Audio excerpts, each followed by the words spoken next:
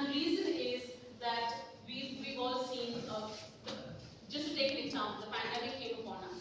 Were we prepared for it? Were we not prepared for it? There's a big discussion, debate, dialogue, everything. You know, what researchers in the world had to do in a very short window of time was put all the knowledge that you guys are now learning as part of your undergraduate degree and quicken it up and get all the vaccines and everything in order.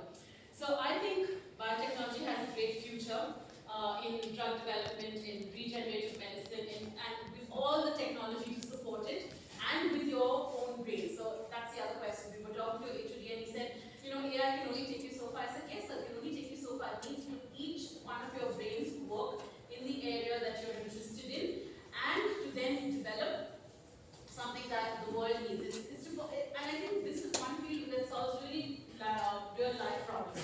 So it's growing globally, even in the Asia Pacific region, even in China. And I think when we looked at the key trends and emerging innovations, we found that genome sequencing, regenerative medicine, genetic diagnostics, and of course, we're still living the impacts of COVID-19, whether we want to believe it or not. All of those areas in biotechnology. Then there's also sustainability in agriculture and those parts that are increasingly important. So, we talked about many countries, and you'll say, which country do I choose? Well, you don't have to make the choice now. Like I said, you've got to start thinking about what you want to do for yourself and the career you want to see yourselves. Then come with those notes and meet our answers. I'm going to introduce you to our team right after this, and they will answer specific questions that you have on different countries. But we've tried to give you a gist of what different countries offer. So if you look at Ireland to start with, see the big names you have? Everyone knows Pfizer now. After COVID, everyone knows Pfizer. But there are other big names as well over there.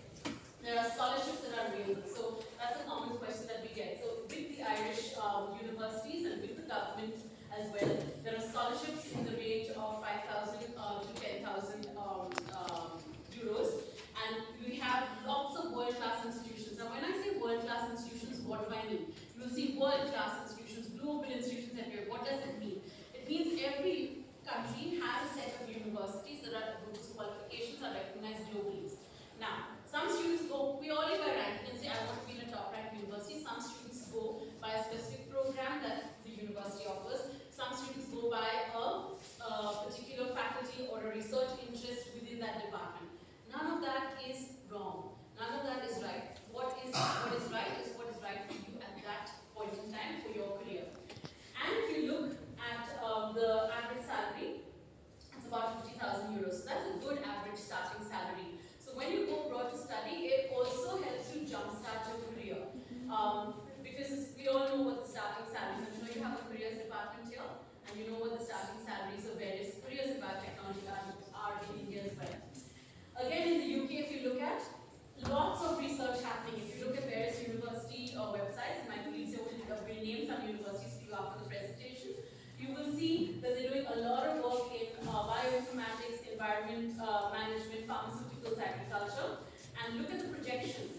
Look at the compounded average projection, 7.4%. Again, you have the 25,000, 50,000 pounds your starting salary, entry-level jobs. But of course, you need to finish your master's degree. We'll talk about the post-study work opportunities as well. In Europe, no one has heard about Horizon Europe as yet, so that's something that you must look at, because that's again a policy and it's driven by research. And again, there's lots of funding under that program. Over 700 plus biotechnology companies across Europe, so that includes all the Schengen countries. Lots of jobs in the area of agri, biotechnology, industrial biotechnology, bio-waste management. So there's lots to pick and choose from. So don't ever feel that, you know, what am I going to do with my career or with my current degree. And again, great starting salaries at about 60,000 to 80,000 euros. If we look at USA, everybody knows that the USA does a lot of research in the area of biotechnology. So again, genetic engineering, pharmaceuticals, bioinformatics, those are the sort of main areas. And then we also have biotech and pharmaceutical hubs in Boston, San Francisco, Raleigh, which is North Carolina, that side. And the graduates work in a lot of areas in agriculture, environmental science, and industrial biotechnology. Canada. If you want to choose Canada, again, over 12,000 biotech companies, 69,000. So their projections for 2029 is 69,000 plus jobs. that